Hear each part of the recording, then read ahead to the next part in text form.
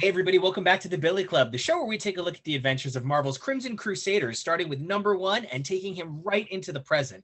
I'm Nico, and you guys can find me on Twitter and Instagram at NicoAction. That's NicoAction. And I'm Tori Sheehan. You can find me on Twitter at Tori_Sheehan and on Instagram at SMTori. That's Tori with an I. And you can also find both of us together at the Billy Club Pod on both Instagram and Twitter, because some people are better at getting them to match than I am. Yeah, we made it happen. I believe in us. And, I just want to take 2 seconds out. There's a third member of our trio. Our Nelson and Murdock does have that Karen page that keeps everything running. And that's Kevo, who does all of our amazing graphics and all of the cool little scrolly guys that you probably see at some point, like right here. And, he does such an amazing job, and we couldn't do it without him. Yeah. And also, he's the one who provided the graphics to the theme song that Nico created. And it is stunning work. And Tori provided the love that was the real friends that we made all along. It's true. It's true. It's true. I bet Kevo is so excited to be called the Karen of this group. Oh, I mean, there's only so many good ways to be called a Karen anymore. And, Karen Page is one of them. Karen Page in this issue is not her best look. But Karen Page's best look by far is the incredible Deborah Ann Wall. And I am just so fucking happy that as of recording this episode, which does mean that it's like 5 weeks, 6 weeks between the news hitting and the news hitting our show. But this motherfucker is going to be returning to the waves of streaming services with Disney Plus's 4th season of Daredevil. I'm so amped. I'm so ready. I'm so beyond excited. Nico surprised me with this morning because I've been staying off the internet because I need to see some of the stuff. I'm a little behind, but like, oh my fucking God. Yeah. I'm freaking out. And it's by the team who does Covert Affairs, or did Covert Affairs, which is really exciting. Variety broke the news on Wednesday. And something you added to this, tapestry for me, Tori, is that the Covert Affairs team has experience writing abled blind characters, which is so necessary to the successful running of a Daredevil show. It's so exciting. I loved watching Covert Affairs for the surprisingly short time that it was on USA Network, when I was just like watching anything on USA Network that came across my palette. There was a time in like 2010, 2011 where every billboard and poster in the subways was a USA Network show, and they were all so fucking beautiful people. Oh, yeah, totally. Like, oh my God. So yes. It's sort of like, very excited.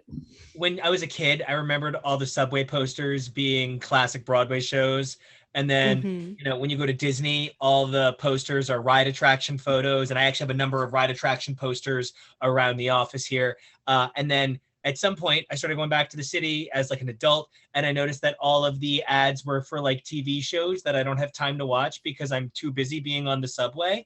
So, I definitely feel like that is an interesting transitionary element. Like, the dynamic shift of these stories that we're talking about here, this first opening salvo of Daredevil, it's unbelievable how not what the show is, this New York is, but how somehow it's still the same feeling for these characters. Oh yeah. Oh, for sure. And we're getting closer and closer to what everyone thinks of when they think of Daredevil and Foggy and Karen, and like how they all work. We're getting closer and closer to that idea here, particularly because I think Stiltman is one of the first of the ridiculous but still dangerous heroes that we have to deal with. And I will say, I've read this one before. I remembered that there was a twist, and we'll get to it, but like, it got me again. I got the twist. I was like, oh right, like this is a red herring twist. I was like, that's what I remember. It's a red herring twist. And then I was like, no, it's an actual twist. I'm a fucking idiot. And it's a crazy twist because it's the kind of thing that feels much more Miller. It's the kind of thing that feels very later Daredevil, but by putting it in here, you immediately get that like fucking punch of realism. And, we're going to get so many crime bosses. We're going to have crime guy A, crime guy B, crime guy 3, crime guy D, and it's going to crime guy Fisk. Yeah. And, this sort of like the story that is Caxton, whose name is hard to say, versus Wilbur Day feels very much like the sort of humdrum patent nonsense that's going to really, I don't know. It's like Stan Lee was like, I'm not going to quite get there. Yeah. But I'm going to point at what the book will be one day. Yep. Oh yeah. And I loved all the little, like, them throwing up the newspaper things. Like, I just think that there's a lot of stuff in here that is really hot. And honestly, it starts with the cover. For me, the perspective that they got to, all the perspective things they got to do in this issue are stunning. This cover is so simple. I also love that the corner box has the radar now on both the front page and the inner cover. Like, it's gorgeous. Nico, who did this issue? Well, the incredible Daredevil number 8, The Stiltman Cometh, is brought to us by the unforgettable Stan Lee, the irrepressible Wally Wood, and the incredible lettering talent of S. Rosen. Back from 1 week off. One time off. 2 months off or whatever. It's so hard because, like, when you think about putting together these stories and, like, we ultimately found that Daredevil didn't have as much to do in that Fantastic Four story, but we're really trying to paint that picture and understand the Marvel Universe as it existed at the time. The same month as Daredevil number 8, we also saw the publication of Fantastic Four number 40, which, again, the second half of our Daredevil story. We saw Spider-Man number 26, Avengers 17, X-Men 11, Strange Tales 134, Thor 117, Tales of Suspense 67, Tales to Astonish 69. Geez, so many books this month. And Sergeant Fury number 19. And so, like, this is getting to be like a kind of heavy Marvel. Like, this is starting to be a lot of books, and we find ourselves in publishing month June of 1965. Yeah. We're cruising towards, like, Beatlemania and all of that stuff. Like, we are here. And I love this one. I think in particular gives us more of the classic radar sense and a lot of, like, the science behind it. But what it doesn't give us is a whole lot of realism. No, this is one of the wackier issues. This is definitely one of those ones where I'm like, this is 1960s Batman, 100%. If you have the time to scream, help, somebody help me, I'll be killed. You have time to move, bitch. It's not like she's like, help, my heel is stuck in the grate, officer. Can't like then I'd be like, okay, I get it. Like, you're stuck and your shoe can't, like, you can't undo the ankle strap. But, like, help, you can move. You can go to safety. Mm-hmm. And, like, why is Daredevil like keep screaming? And I'm just like, that's hot, but, like, also no. Right? When is his radar that hyper reliant on sound? Like, even in this book, like, because this book is not Daredevil yet. This is like funny Sunday morning comic strip Daredevil in so many ways. I definitely think this is them trying to see if this kind of Daredevil is what people will react to. Yeah, I could see that. The litmus test to it for sure. Mm-hmm. I really get that. Yeah, but there is a lot of really interesting, like, schematic moments and kinds of things where it's just like we get a lot of backstory on Daredevil in this that is very, like, show not tell, which I really appreciate. Yeah. I will also say the following. First off, throwing a lady at an awning is not going to catch her. Mm-mm. It just isn't, especially at a corner grocery shop. And also, I love the 60 years too early commentary on the dangers of driverless cars. Yeah, getting a little Google self-driving vehicle here. But, one of the things about this fight sequence, if you can call it that I think is so cute, is how much the art is like bam, pow, like pink radar panel with him behind the wheel, panel of him thinking of an image, and seeing it in his brain. Yep. It's just a little bit more surrender to the kind of like mad 60s. And you kind of have to, because Stiltman sometimes can like walk across the street, and then other times can walk across a bridge, and then other times is kind of just walking down the grocery store aisle. And so you kind of need to have that madness for this to hit. Yeah. And also, like, I do want to give it up for a car chase that only uses cars when Daredevil is involved, because I feel like we haven't had one of those before. But also just like, what company has enough money to buy a helicopter to distribute one briefcase full of payroll?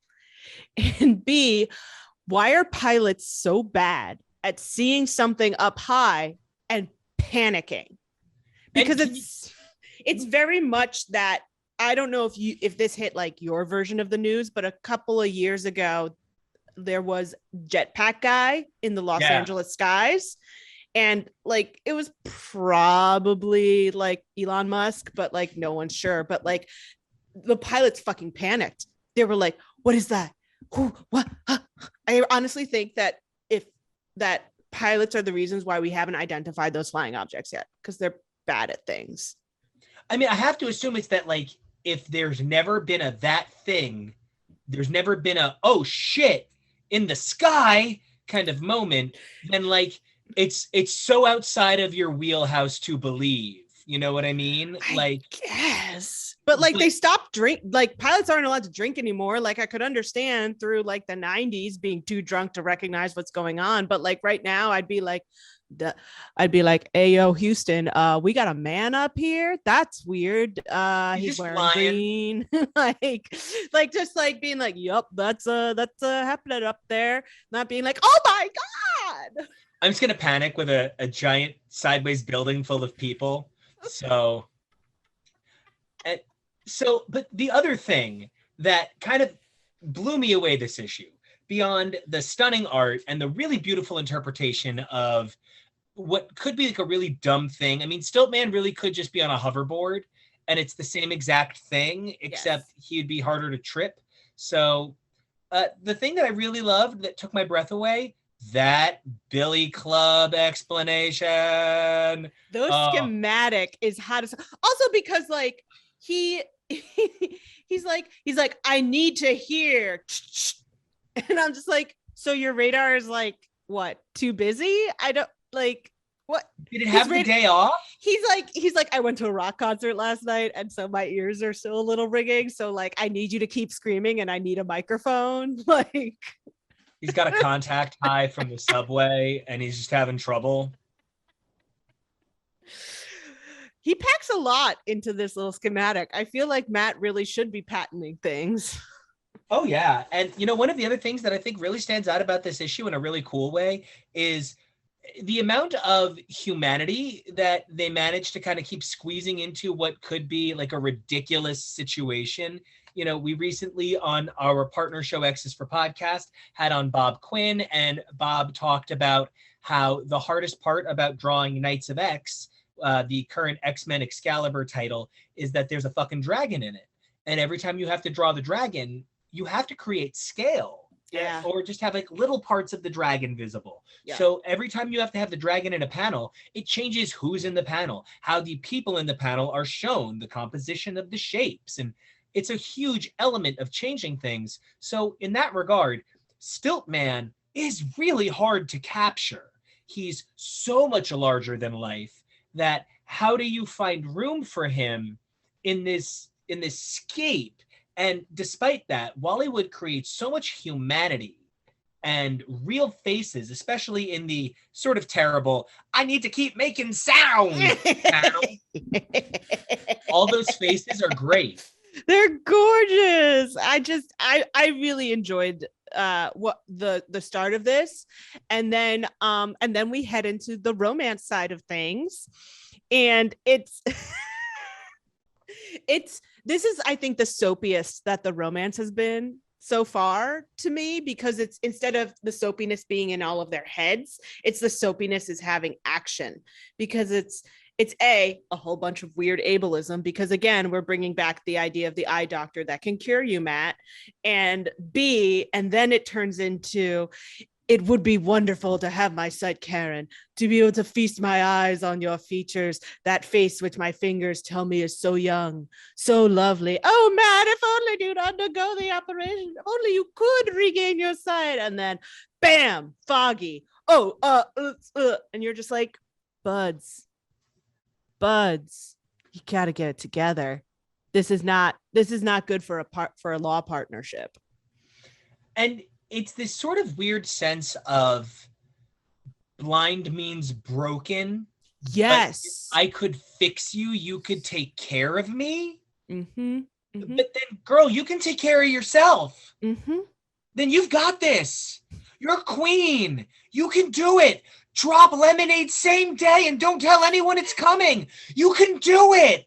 And like, you just want her to stop equating her job with fixing him in a way that he's not broken in the first fucking place. Mm-hmm. And I just want better for Karen. Like, I'm heartbroken for Karen. Yeah. I'm heartbroken for where she finds herself, that this is the way that she's been like brought up to believe how she should act and what he should want. Yeah. I also kind of feel bad for Foggy, because to be honest, if you show your best friend the ring you're getting a girl and then you find them like gently touching each other's face, like I'd be a little like, what the fuck?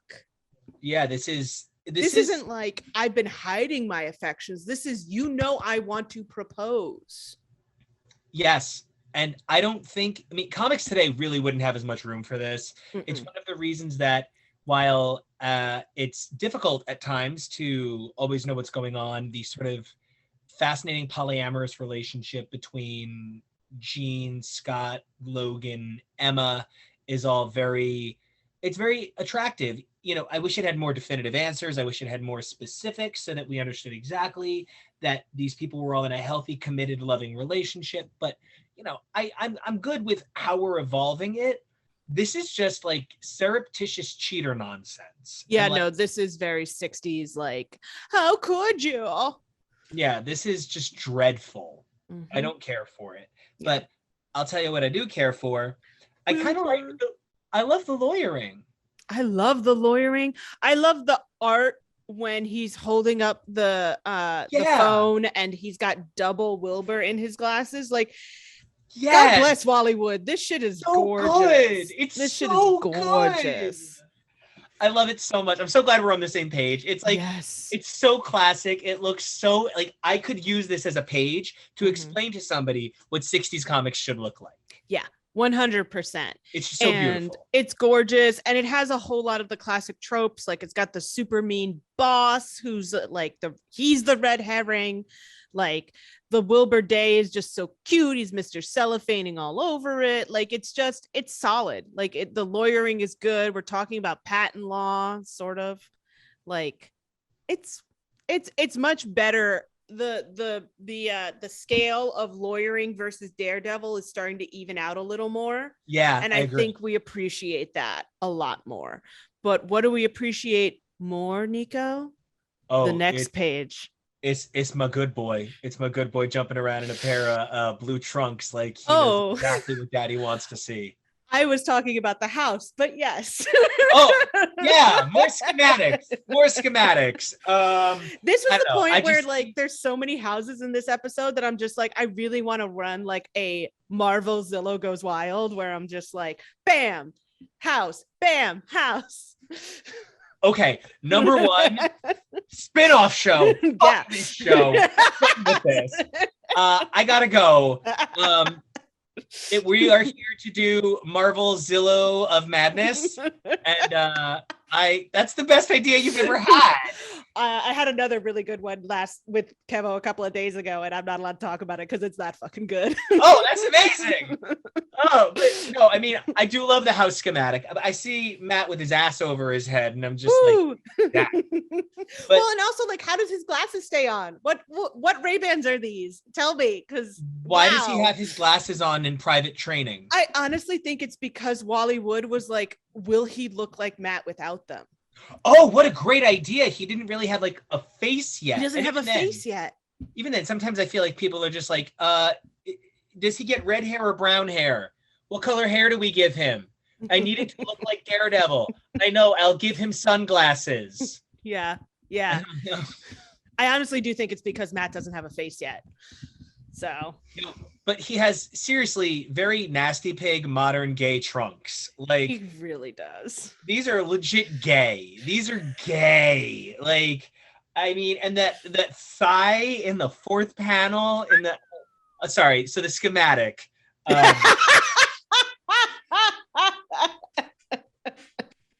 Daredevil was like my first ever comic book crush, and him training in college, him wrecking his apartment with Elektra, like that is my Daredevil. So like seeing him here like this, it's unbelievable because we've often talked about the Hawkeye Initiative and about how this is slutty good boy. This is like slutty good boy in the 60s. Yeah.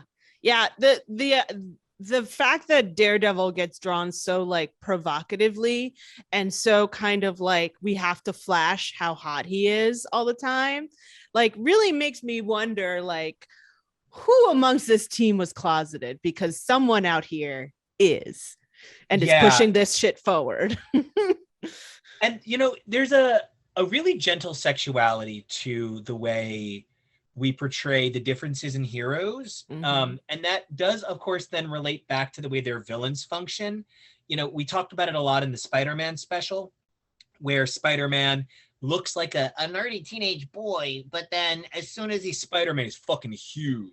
Bam. And we kind of see the same thing with Daredevil in a lot of cases, but the difference is not that Daredevil's fucking huge. It's that, ooh, boy got dense muscle under there. Damn. Like it's gymnast body, not power builder body. And there is something already slightly more, not like effeminate, but less conventionally brutally masculine about a swimmer or gymnast build on a man, because those guys are still so fucking huge. I would never fuck with one of them, not in a million years, never. But those tropes, they really explain why Daredevil's got to fight Stiltman and why he can't always fight the Ox. Yeah, and it's also like this could have, like, the thoughts that he's having and the conversation that he's having with himself very much could be an I'm punching the punching bag conversation, but it's not. It's him like flipping around and doing his shit. So, and it's not even really a precursor to how he fights Stiltman, because Stiltman is mostly him just clinging on for life. Like, it's not even, he doesn't even do the thing where you wrap the rope around the AT-AT's legs and knock it down. Like, he doesn't even do that in this. I kept waiting for it to happen. It does not happen. So, like, this is not foreshadowing of how he's going to fight at all. This is just Dee Dee's got to work out. Yeah.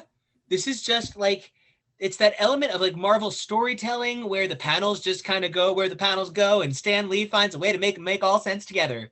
He just provides that glue as needed. And it's always especially interesting to see when they need to find a way to transition Dee Dee out of a fight early on to get back to the fight later, because you're right. All of the gymnastic training doesn't really lead into the fight he has with Stiltman. No. We get a lot of that really more beautiful sort of like trippy 70s, 60s art in the next couple of pages. But like Stiltman kind of like swats him on the side of a building. Yeah, which I was very shocked that the headline was like, Stiltman defeats Daredevil. Is he gonna get up? Because normally that's what the headline is like, the Matador destroys Daredevil. He's the new crime king. Like, it is literally always like, new bull in town, Daredevil cock. Like, every newspaper headline is like unbelievably insulting of Daredevil. That J. Jonah Jameson, he is not having these tight swearers. Oh my God. He's like, it says it actually right on the, I don't know if you can zoom in. It says Daredevil narrowly escapes fatal injury. It literally says it on the byline. Oh my God. Poor guy. Poor Matt. He can't catch a break. No break. No one likes him, and I don't know why. We love him. I know. And I mean, maybe it's because we are Karen and they are Foggy, but like, whatever.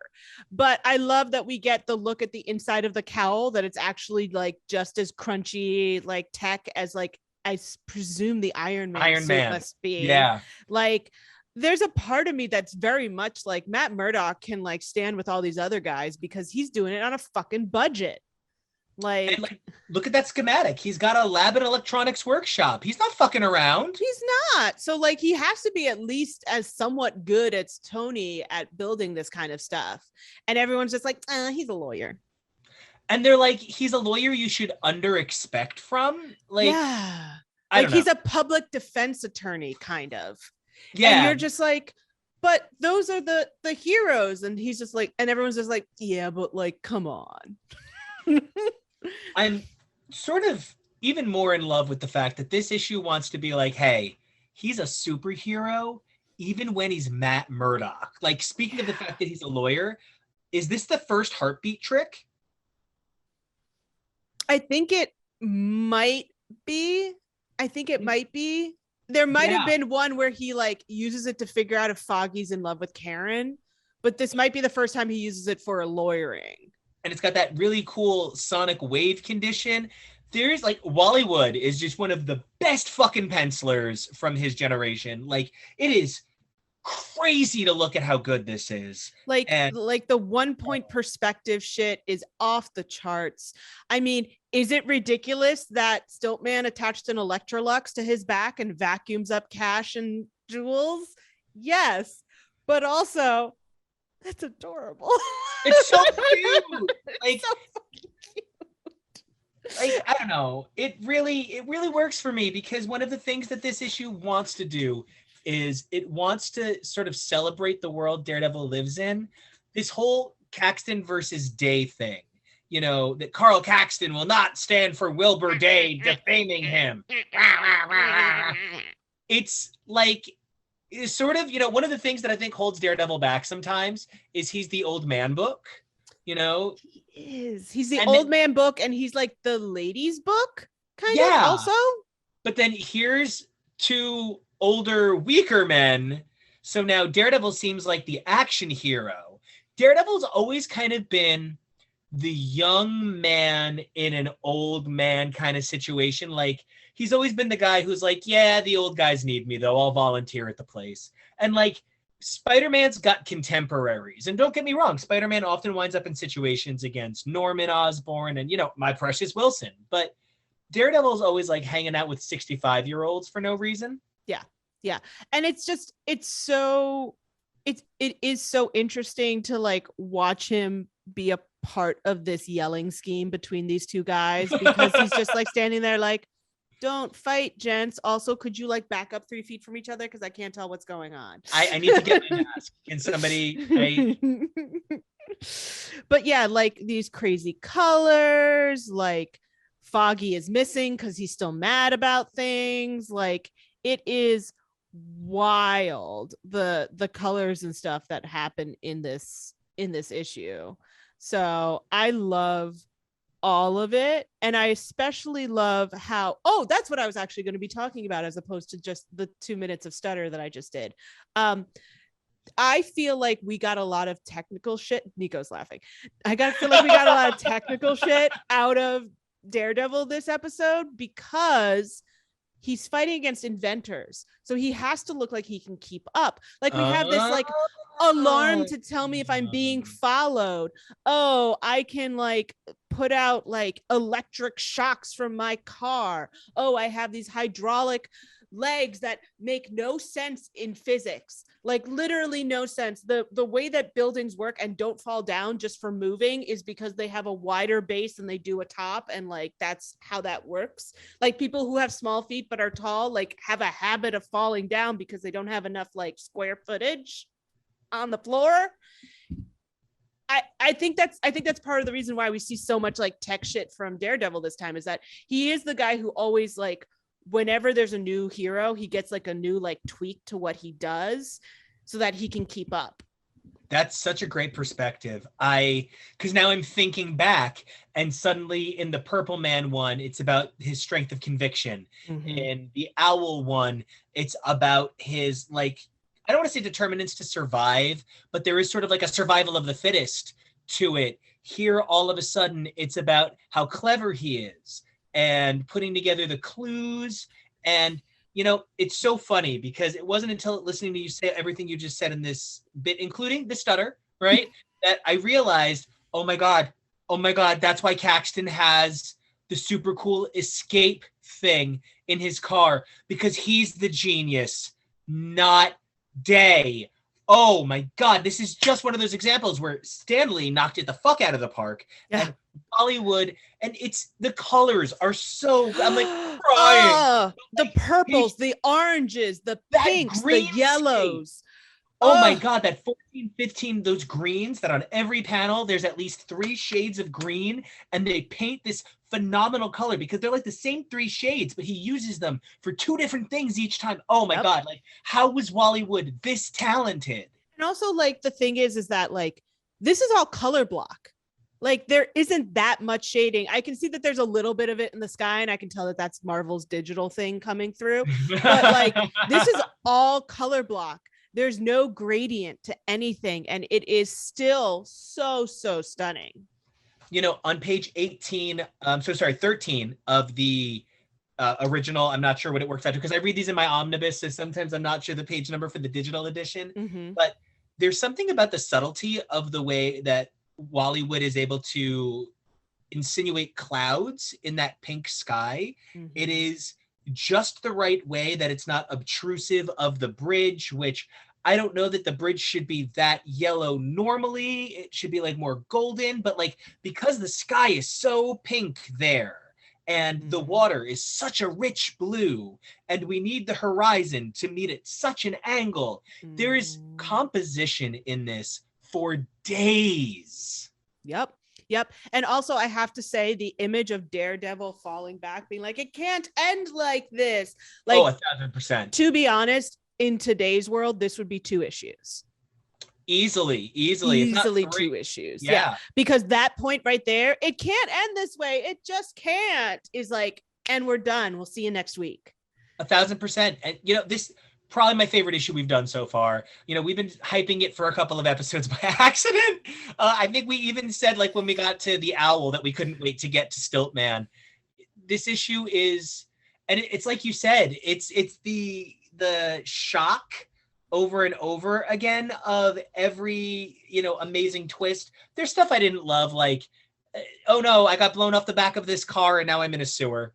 All right. Yeah. That's not the origin of the Kingpin of the sewers, then I'm not here for it. Yeah. But and it's just that for me also, I think so many people are like, oh, Stiltman, blah, blah, blah. And I was like, and in rereading this, I was fully expecting to just be like, haha, we're going to make fun of Stiltman for 23 pages. Like I was ready. And then I'm like, this is a really good story that just happens to have a super weird villain on it that we do like and enjoy and love when he comes back. Even in the modern era, he shows up more sometimes. You got to do one. You have to do one Stiltman for every new run. Yeah. And I would never skip Stiltman. I would never. No.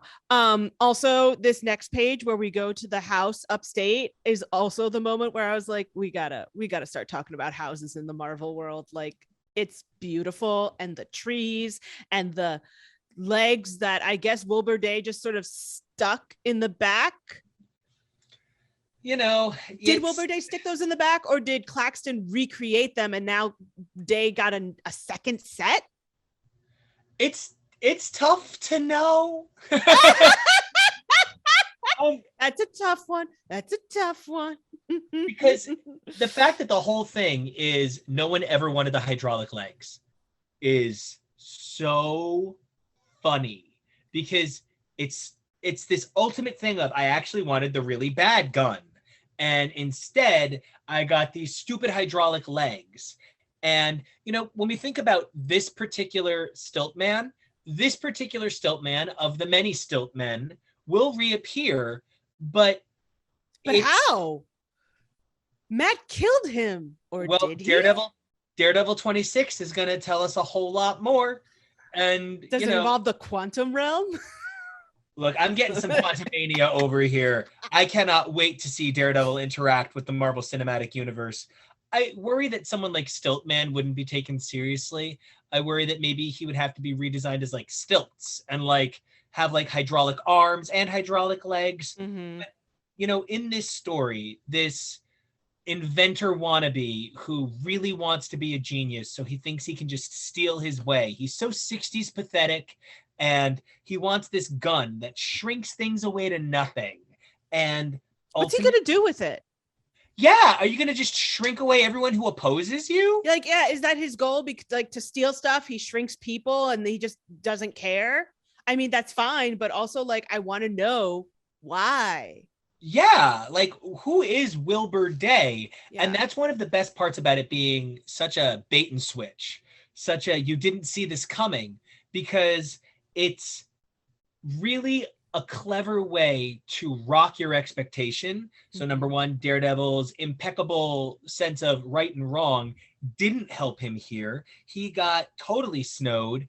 And then ultimately, Daredevil's not this amazing fighter that he wouldn't make a mistake. And you actually get a really interesting visual clue that Daredevil is going to win the way he does on page 18, the bottom panel, the positioning and the perspective has Daredevil bigger than Stiltman, in a matter of speaking. And that's the kind of compositional choice that I can't imagine Wally West made by accident. Oh no, absolutely not. Absolutely stunning. It's just so good. It's just all so good. Everything about this issue works for me. I am so proud of this team. Then there's the last page, which I'm not crazy about. Oh, no. I got to get into this. This is why I was like, yes, please tell me more, Karen, in your little purple suit, which was pink a couple hours ago. Like, first off, like, it's again Foggy being like, I don't know what's wrong with you, Matt. Like, you fucked up, you double fucked up, you triple fucked up, and also like I'm not going to tell you how you quadruple fucked up because we both know how you quadruple fucked up, but I'm just not going to talk about it in front of the client. And then like we get more of the like Karen just being like eye operation, and then he, instead of being like, hey, like it's just a really tough thing for me because like I've been blind my whole life and it's like most of my personality and it's a lot to think about and I appreciate you doing what you're doing, but like, oh my God. Instead, he's just like, I can't. And you're like, Matt. Why is he even sorry though? Like, it's too risky. And then Karen is just like, you know what? It's been 3 times now. I've had this conversation and fuck you and fuck your asshole. And you're just a goddamn coward. I would love it if he was like, I think you should get bigger boobs.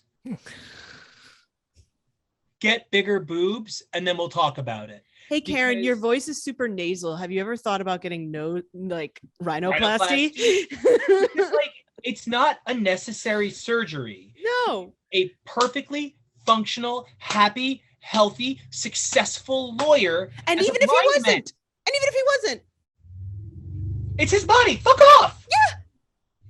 I get so angry about this because like it's and like beyond anything else. I think you just hide behind your handicap. You don't want to face the world, face your responsibilities, to fall in love. Do I need eyes to fall in love?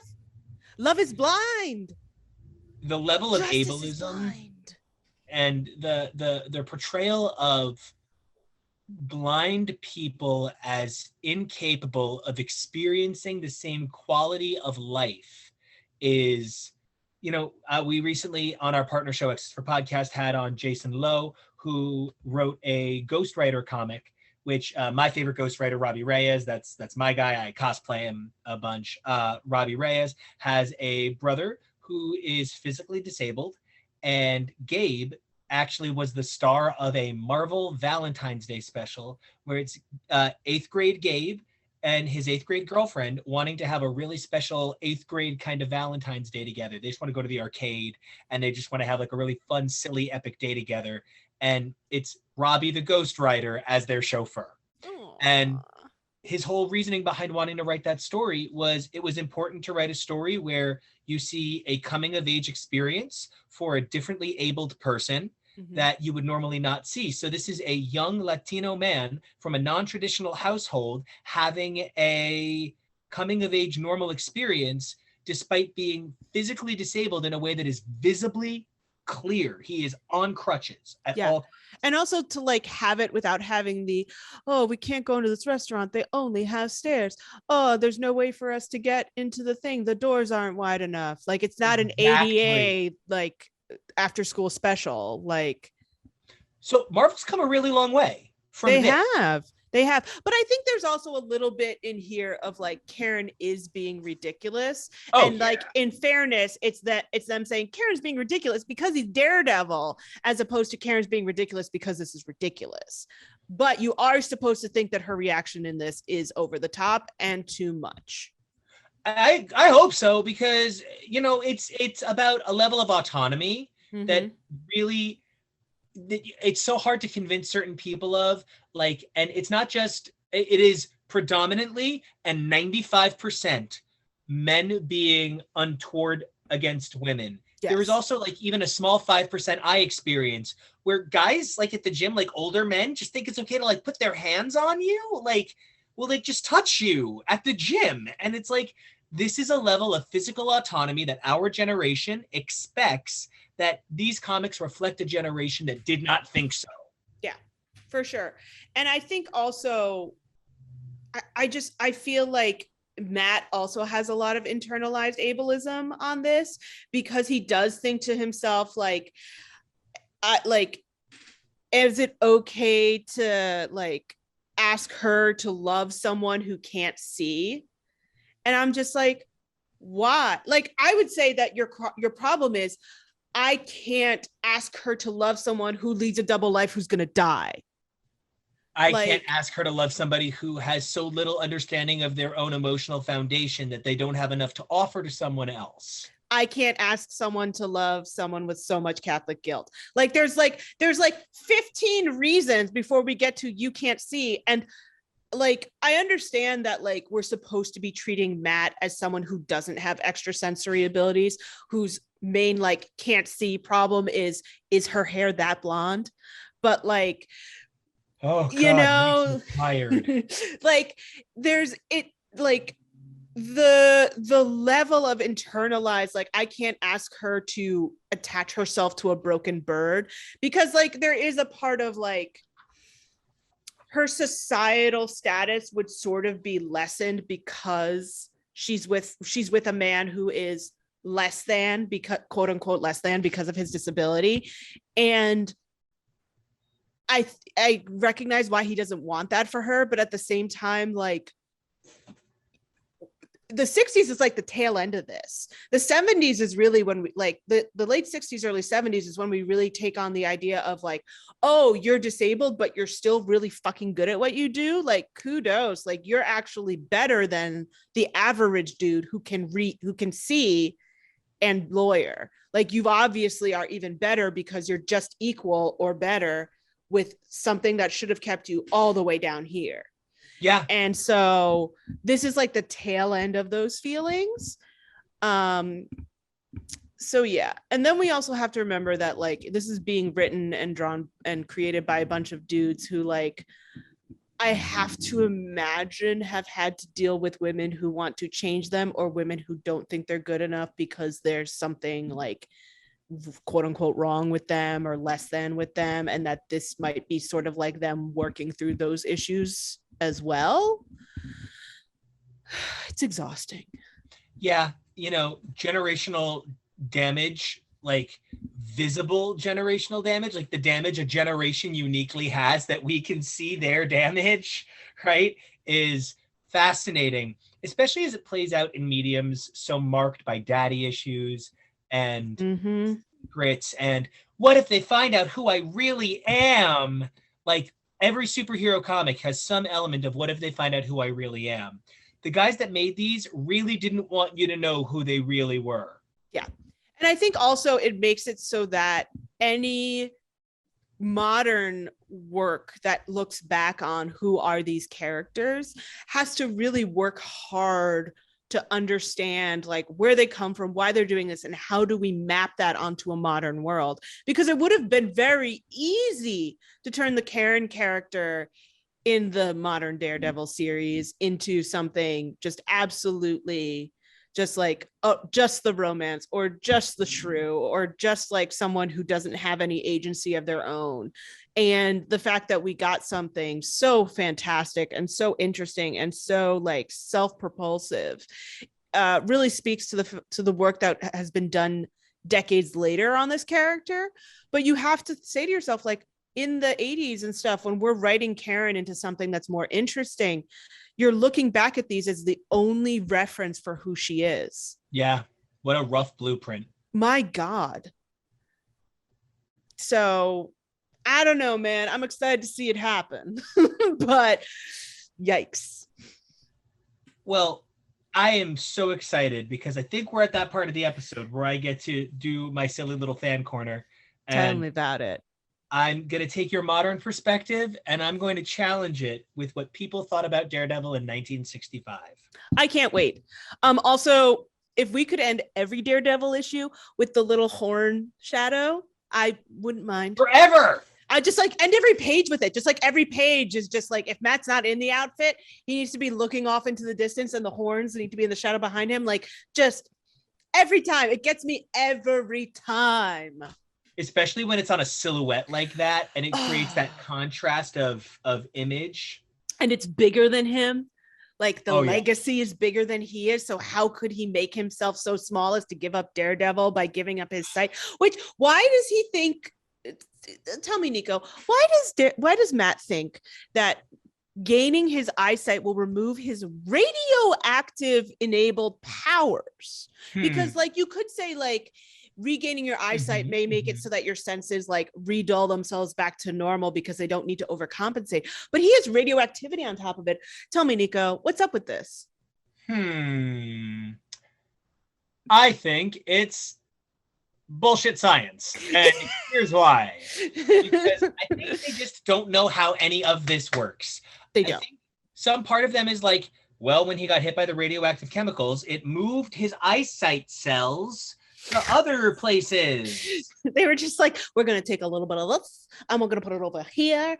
And like, we were talking about this earlier, but I think that could very easily does get rewritten into the idea of stick. And I know that stick doesn't exist yet, but the idea of stick being like, if you change your shit, you'll become reliant and you won't be as good at things. Like, stick's kind of the worst if you put him next to a 9-year-old Matt, but like you can see where like these kind of ideas were obviously shoved into him as a kid or as a youth, and right now it's just sort of weird, but you can see how they can map into something that creates stick.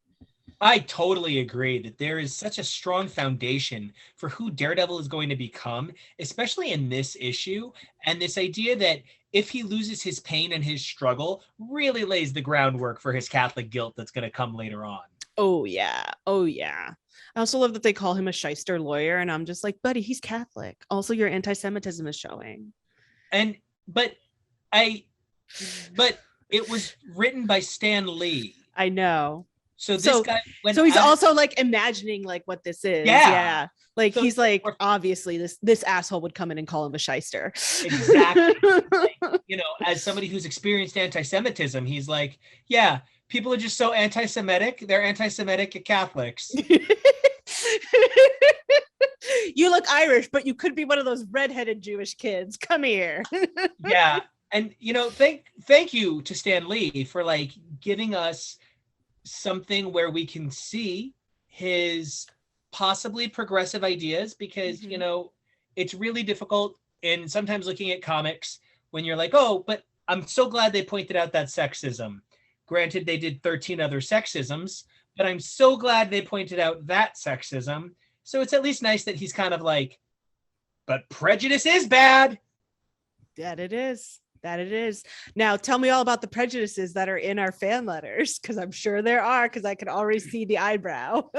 Oh, This letters page has multiple letters about another letters page. Oh no. Tell me more. Tell me more. They actually get they get multiple letters correcting them on a previous letters page. Oh.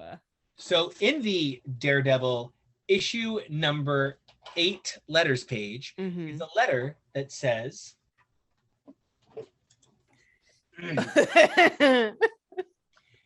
in the letter section of Daredevil number 6, you show a picture of Daredevil with bare arms. Ooh, he has the right. He has the right. Second Amendment. I missed it. You missed bare arms? Oh my God.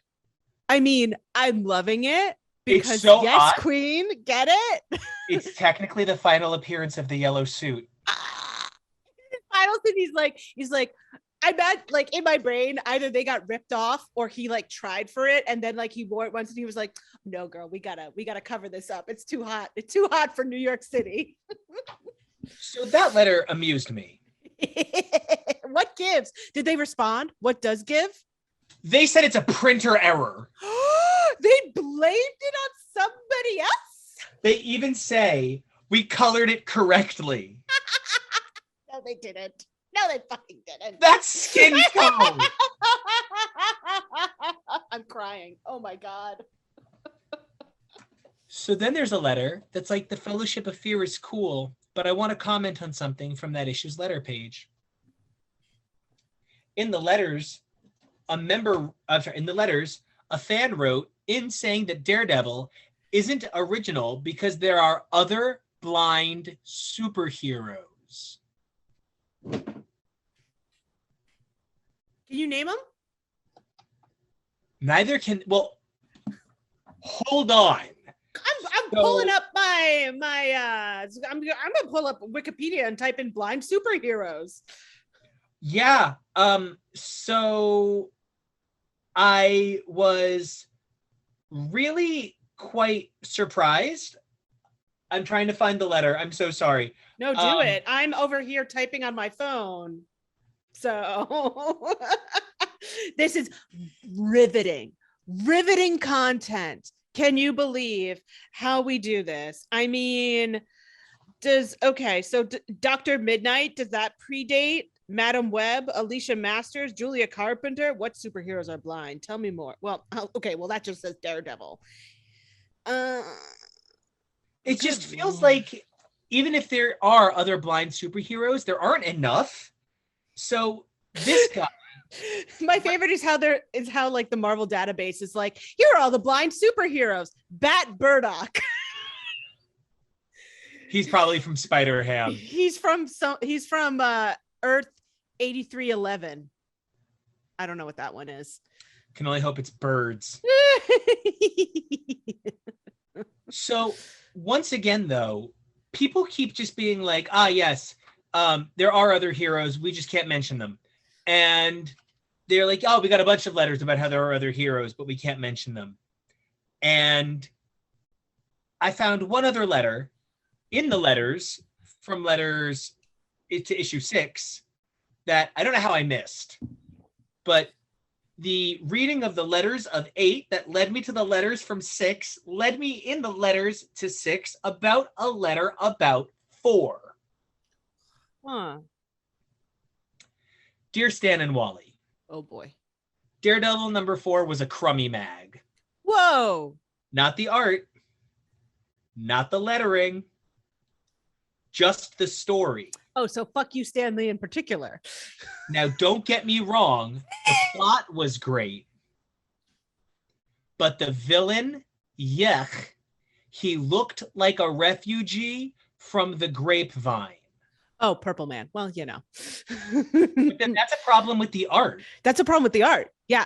Specifically. Yeah. But also, I guess, like, the idea that you would create someone who would be a grapevine reject, I guess, is what bothered him. But that he felt that the art did do it the way that it should be done. Okay. Well, fine. But I just need to say, like, whenever anybody's like, people are mean on Twitter, I just be like... Imagine being so mad that you're like, I got to send a letter. And in 2 months, actually 4 months, because it's every other letters page, someone's going to respond. Now, what did they have to say about Mr. Anti-Grape? Oh, they were just like, haha. Well, I mean, kudos to them. They were just like, taking can't it on make the you chin. love them all. Yeah. You love them all. Hope you like the rest of it. LOL. Kill Grape sucks. Like, kill Grape. Kill Grape. Kill Grape. Kill Grape. It's one of the most unreasonable things is how people had no patience for this growing medium at the time. No. And like, you know, I'm not saying that letters should have been couth in the 60s, but it's a crummy mag. The art is fine. The story's bad. I hated the way something looked. Like, because they spent 5 cents on this. And I understand that 5 cents is a movie ticket, but like, there really is something that's sort of like, man, this was a thankless job back then. It really was. It really was. You're putting this out twice, like every 2 months, and every 2 months someone just goes, like, come on. And so if we're saying that it's every 2 months, and that was a letter about 4, that's like literally 4 months later. Mm-hmm. Is this guy still even reading comics, or was he shipped off to war? Like, oh my God, yes. Like, oh man, now I'm imagining that this is the one like comic that made it overseas to Vietnam and got passed around like the encampment. I love that read. And they're just like, we have to say something. We have to get a better comic that's going to come over here. And that's why they brought back Captain America. Yeah.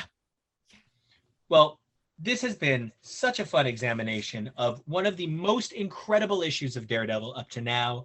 And the next issue is a silly bit of wacky ableism. Wait, Nico, would you say that this is a better issue than The Owl? Yes. Ooh, that's big praise. Big praise. Big tall praise. Very tall. Hydraulic praise. But what I will say is that The Owl had more elements of Daredevil, right? This was a better, weirder issue, whereas that was a slightly less good, more traditional issue. Yes, I will say this one is much better at the matte stuff. Yeah. That one was better with the Daredevil stuff, but I also think that without the Owl issue, we wouldn't have been able to get to this Stiltman issue. Oh, great read. And that Owl issue is really setting us up in a crime world for sure. Because the Electro issue put us in space on a rocket ship, and that Origin issue didn't do anything to establish anything. No, it did not. So, woof. What is next? The next is so that he may see the medieval looking issue. Oh gosh. Yeah. It's not my favorite. But then after that, we get Kazar. Oh, Kazar. Yeah. So we're in for a wacky thing, because that Kazar is going to be our first 3-part coverage. One of the things this show seeks to do is cover stories. So we'll be taking a look at arcs when things become arcs, probably except for Born Again, because I'm nuts, and we'll probably just go page by page. And I like how we're going to say this, and then we're going to get into each part, and we're going to be like, well, we just did 45 minutes on that. I guess we can't have a 2.5-hour video. Yeah. So we'll see what happens. But we're getting somewhere really quite daring. Oh no, the devilment of it all. So without fear of us. Well, speaking of, Nico, we've been who we are.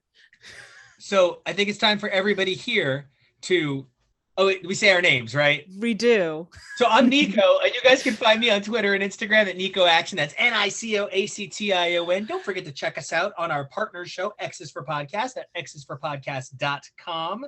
And you can find me in the Young Men in Love anthology that came out for Pride Month. Super proud to be part of that. Definitely check it out.